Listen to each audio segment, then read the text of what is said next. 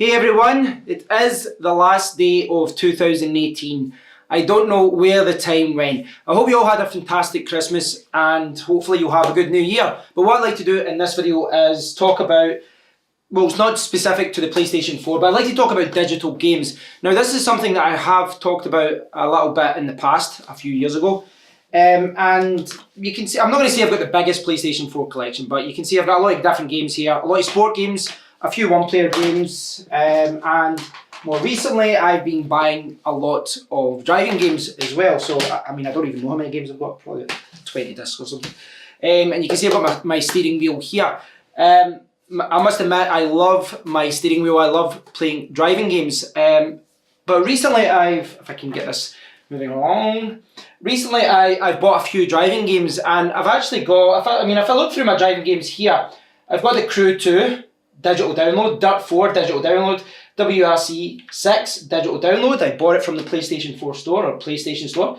Dirt Rally digital download, and then I've got Gran Turismo, which is a disc, Project Cars, which is a disc, Drive Club again digital download, and then the last two games there are discs. You know, they're discs. When I found it when, especially with the driving games, you know, I find me and my friends when they're playing the driving games, I found that we're switching between games sometimes, and I must admit it's really good to switch between games without having to go up and change the disc, you know, without having to go up, put a different game in, eject and put the game in. It sounds like a little thing, but it is a lot more user friendly. In the past, I talked about how I was reluctant to spend a lot of money on digital games. I'm not fully convinced about going fully digital at this point, but I can see the attraction of digital games. I really can see the attraction of digital games. You know, I've got a lot of games here. A lot of them, you know, I'm not someone that normally buys games at launch. Perhaps FIFA is the only one that I really buy close to launch. But most of these games I've bought between the £10 and £20 mark. 10 and 25, roughly. But I found that a lot of these games, you know, over time, just like any games, that, you know, the value goes down and down and down. Now, the thing is, from a selling point of view, you know, when you buy a game digitally, when you download a game from the store, you can't sell it on. You know, you buy it, it's on your account, you can't sell it on. When you buy a game, you know, this is Metal Gear Solid 4, is it? 5, sorry, 4's for the PlayStation. This is Metal Gear Solid 5, which I actually still need to play. You can play that, you can complete it, and then when you finished it, you can sell it on. But I have found that with most of my games, they go down to, you know, the price of the games go down to a point over time where it isn't really even worth selling. You might only get £5 or £10 for it. So in many regards, it's not really, I'm not going to say it's not worth selling, but I'm probably not going to sell most of my games. I just keep the games. So unless I bought a game, you know, 2018 Spider-Man, if I bought Spider-Man for the PlayStation 4, I could buy the game, £40, and then I could play it, complete it, and sell it, and probably still get £30. So there are some benefits to doing that for one-player games, because if you spend £40 on a game and you complete it, you might not have much replay value, but the money is spent, and you know, you can't get your money back. Whereas with a one-player game or with a disc game, you can't sell it on.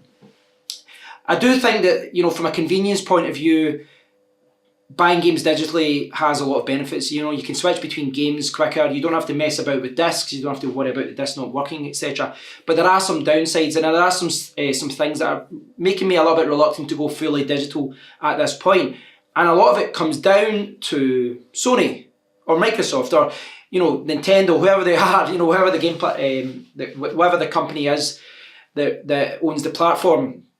I think that gaming companies really do offer poor customer service when it comes to digital downloads. Firstly is that, you know, I tend to buy some games digitally that are on sale between the £5 and £15 mark, but I find that like most new games, I think you'd be an idiot to buy them digitally because they're always so much more expensive. Like if you look at, you know, some of the new Call of Duty games, they're selling for £30 in the UK, and on sale they're, you know, selling for £50 and £60. You know, there really doesn't seem to be a lot of value from, you know, doesn't seem to be any kind of discount from buying digitally. Now, I do realise that there's a reason for this, so that they don't hurt the sales from stores and all that, the distributors and all that.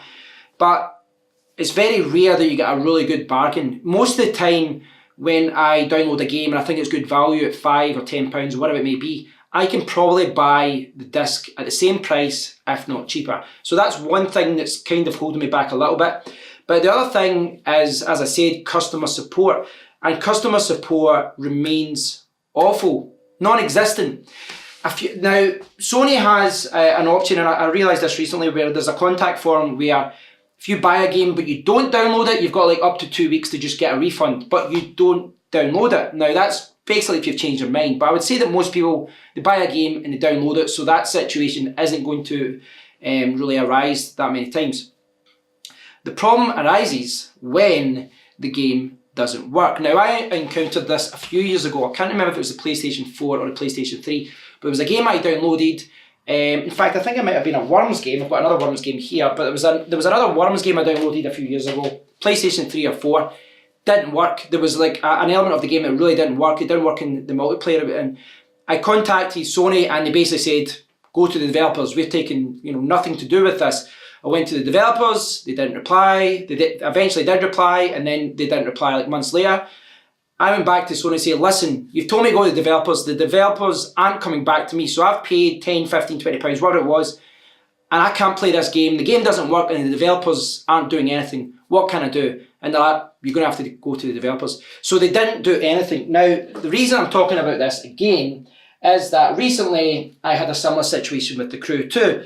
Now, I downloaded The Crew 2 and I hadn't checked that there was a lot of problems with the game. Now, again, I downloaded this at a price. I could have bought it on disc, but I decided to just download it digitally.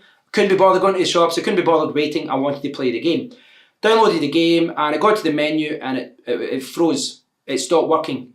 The only thing I could do was actually go back to the main menu. I could push the PlayStation button and go back to the main menu, but I couldn't actually go forward and back in the game. Eventually I kind of got it working. It seems to be a problem with the driving wheel. Sometimes the driving wheel seems to freeze it if the force feedback is set up at a different setting. But I didn't know that at the time. So at the time I emailed Sony. I was like, listen, I've literally just downloaded The Crew 2 about 2 hours ago. You can check my account. I've only just downloaded it. It's not working. I can't get it to work. And at the time, me and my friend tried like 30 minutes to get it working. And they come back and says, you have to go to the developers. But here's the annoying part. They says you have to go to the developers, and then they have to handle the refund. But they also said, in order for us to process the refund, if you want to do it from our end, we need chat logs, we need emails, we need screenshots, we need videos. They gave me this huge list of things for me to do that would take about 3 hours to curate and get ready. Screenshots, call logs, all these things. Now, maybe if it was a £40 or £50 game, you would jump through all those loops. But what I'm trying to illustrate here is that Sony and other game companies as well, they really don't want to give you a refund. They really don't want to give you a refund. So what they do is make you jump through a huge number of loops, a huge number of hurdles to get a refund. Now, it's one of those things, like when I download a game on my phone, I've downloaded a game on my Android phone before and it didn't work. For whatever reason, it wouldn't work.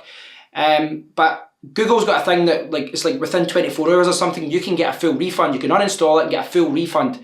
I think we need something like that with Sony. Even if it's something like within the first 24 hours, if you don't like it, get a full refund, something like that. Now, I do realise there's a lot of people that would abuse this system. There's a lot of people who would download games, try it, not like it, and then get a full refund. It would hurt Sony and perhaps hit them in the pocket a little bit. But from my point of view, I would be willing to spend so much money on the store. I'd be willing to go fully digital if I knew that in a situation where a game wasn't working, I could get a refund, because it should be my right. It's my consumer right to get a refund if something isn't working. But right now, it's very hard for me to justify spending a ton of money, a huge amount of money on any particular game in case that game doesn't work. Because if I buy a game from Amazon and any of these games don't work, I simply return it to Amazon and I get a full refund. Now, I've actually got a similar situation with this somewhere. I can't see the case for it, but for F1 2018, where I bought this from Tesco and the digital code isn't working, and Tesco said, well, you have to go to the developer. So I'm in a kind of similar situation with Tesco, but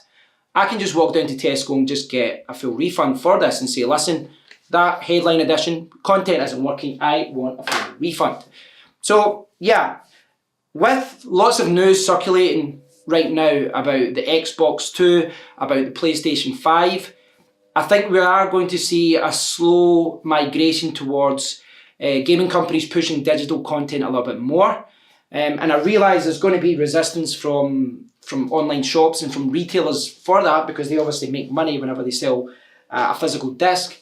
And we've seen this in the past. Years ago when the Sony PSP Go came out, a lot of gaming companies just said, well, we're not going to sell the PSP Go because we can't make money from the games.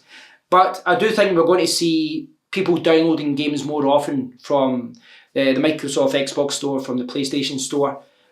But for that to happen, for that growth to happen, there's a lot of people like me that simply don't want to spend a huge amount of money on, spend 40 or 50 pounds per game, unless we know that if that game doesn't work, we can get a refund. We need customer service, we need better support, and it isn't there right now. It isn't there. My last reply to Sony hasn't been to reply to in a week or two.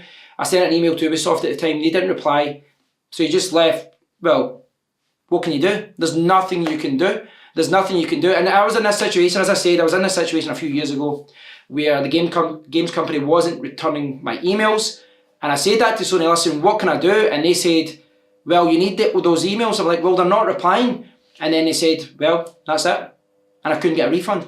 And it's nothing to do with the money. And, financially, it's not an issue here. It's really the principle of the fact that you're buying something, and if it doesn't work, tough luck. Tough luck. That is something that has to be addressed by Sony, Nintendo, Microsoft, and all these other gaming companies. And it's something that needs to be addressed for people like myself and other people to start buying digital games more often. Let me know what you guys think, guys. I'd love to hear what you think about this. I'd love to know if you share my view on this. As you can see, I've probably got about 10 digital games that I've bought from the PlayStation Store, maybe about that, and I've got 15 to 20 on disc.